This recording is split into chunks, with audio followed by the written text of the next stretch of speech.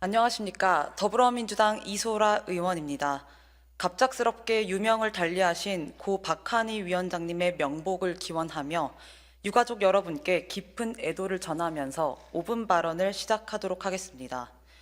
최근 서울시의 기후동행 카드에 인천시도 함께 하기로 했다는 소식을 들었습니다.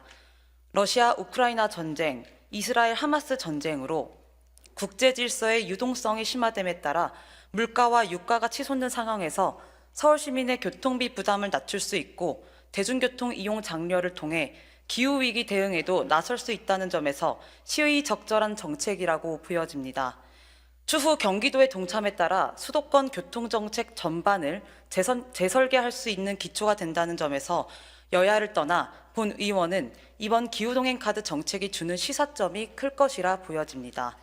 이렇듯 대한민국의 심장인 수도 서울의 발전은 단 한순간도 멈추지 않아야 합니다. 이 명제를 부정할 사람은 그 누구도 없습니다. 그러나 최근 서울시 의회 의원으로서 서울시의 글로벌 경쟁력은 물론 서울 시민의 삶의 질을 낮추고 나아가 대한민국 전체의 서울 공화국화를 심화시킬 정책이 여당발로 졸속 추진되고 있어 매우 심각한 우려를 금할 수 없습니다. 바로 김포 등 경기도 도시의 서울시 편입 문제입니다. 동료 의원 여러분께서는 미국 정부가 주변 도시를 워싱턴 DC로 편입시키고 영국 정부가 주변 도시를 런던으로 편입시키고 독일 정부가 주변 도시를 베를린으로 편입시킨다는 얘기를 접해보신 적 있으십니까? 서울 시민의 절대 다수가 반대하는 이 정책은 대한민국의 심장인 수도 서울을 총선용 득표 전략에 쓰겠다는 매우 정치공학적이고 잘못된 발상이며 서울 시민들이 집권 여당의 정치적 노림수에 따라 동원되는 대상인 양 모욕하는 그릇된 행태입니다. 대한민국의 역대 정부와 대통령들은 진보와 보수를 막론하고 국토균형 발전을 추진해 왔습니다. 이것이 수도권으로 쏠리는 압력을 낮추고 각 지역 간의 고른 발전을 추진해 궁극적으로는 서울의 경쟁력 확보에도 도움이 되기 때문입니다. 최근 윤석열 대통령이 지방시대를 공언했는데 정작 집권 여당은 듣도 보도 못한 김포시 서울 편입을 들고 나왔습니다. 무리한 서울 확장은 서울 시민 삶의 질을 하락시키고 주변 지역과의 갈등을 심화시키면서 글로벌 도시인 서울의 경쟁력을 오히려 약화시키는 결과를 낳을 것입니다. 한 여론조사에 따르면 서울 시민의 서울 확장론에 대해 68%가 현실성을 고려하지 않은 선거용 제안이라고 답했습니다. 김포의 서울 편입 논란이 가중되자 이렇게 대한민국 전체가 서울 공화국이 될 것 같다는 시민들의 반응이 온라인상으로 돌기도 했습니다.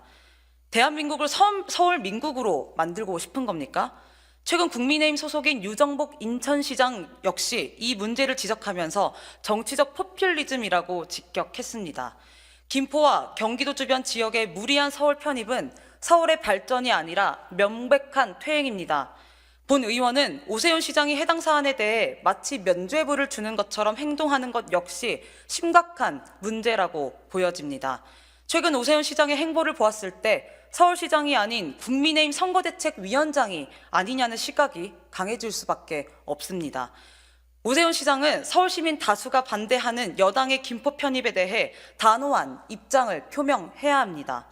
진정 김포 등 경기도 도시의 서울특별시 편입이 정치적 수요가 아닌 시장의 신념이라면 2011년 무상급식 문제를 주민투표 붙였던 것처럼 시장직을 걸고 서울의 주인인 서울 시민들의 직접 투표로 서울시 편입도 결정하십시오.